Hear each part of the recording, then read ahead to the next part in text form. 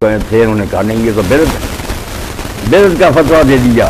اب جب انہوں نے دیکھا کہ یہ تو یار ترکی کی سلطنت ہی برباد کرانا چاہے، انہوں نے کہا یار اسلام اگر یہ کہتا ہے جیسے اسلام کو رکھو اپنے پاس۔ ہم نے اسلام کو چھوڑا، ہم وردیاں بھی پہنیں گے، ہتھیار بھی لیں گے، اور انہوں نے ریاستیں چھڑائیں، مصطفیٰ کمال لیڈر بن گیا، اس سے پھر سیکولرزم کی راہ کھل گئی نا۔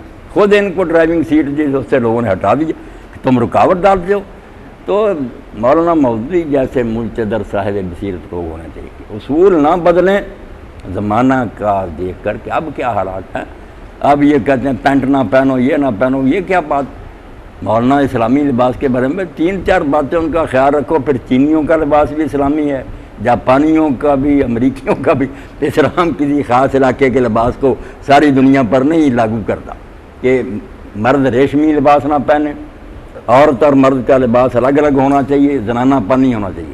ایسی چیز جس سے صاف نظر آئے کہ یہ تو کافر ہے، ہندوؤں جیسا لباس، ان کی سلیب وغیرہ، عیسائیوں کے جو خاص شعار ہیں، نشانی، جو عام بات ہے نا کہ ہم بھی شلوار پہنتے وہ بھی، یہ کوئی نہیں، خاص علامت کہ چوٹی یا سر پر بھائی ہندو رکھتے ہیں، سلیب لٹکائی ہوئی، یہ تو نشان ہے ان کا، شعار نہیں ہونا چاہیے، اور اس میں غرور اور تکبر نہیں ہونا چاہیے، فضول خرچی نہیں ہونا چاہیے۔ یہ 4-5 اصول دین نے بتا دیے۔ اس کے شلوار سلوائے، پینٹ سلوائے، کوٹ سلوائے، جو جی چاہے سلوائے، اسلام کو اس میں کوئی اعتراض نہیں، مگر یہ نہیں بات آتے۔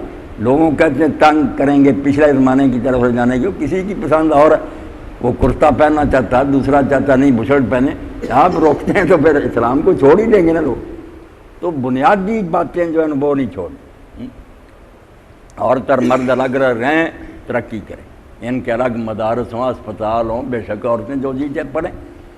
ہم اسلامی تاریخ میں ایسی عورتوں کے حالات پڑھتے ہیں جو محدثہ تھیں، بڑے بڑے عالم جو ہیں شاگرد ہیں ان کی سندوں میں ان عورتوں کا ذکر آتا جن سے انہوں نے پردے میں بیٹھتی تھی، باقاعدہ حدیث کی کتابیں پڑھی، ابن حجر رحمۃ اللہ علیہ جیسے۔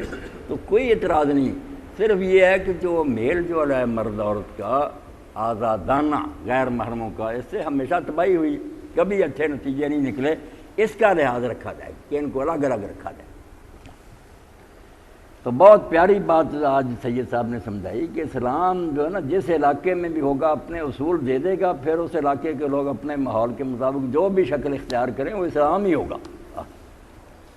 رکاوٹ نہیں ڈالے گا۔ جی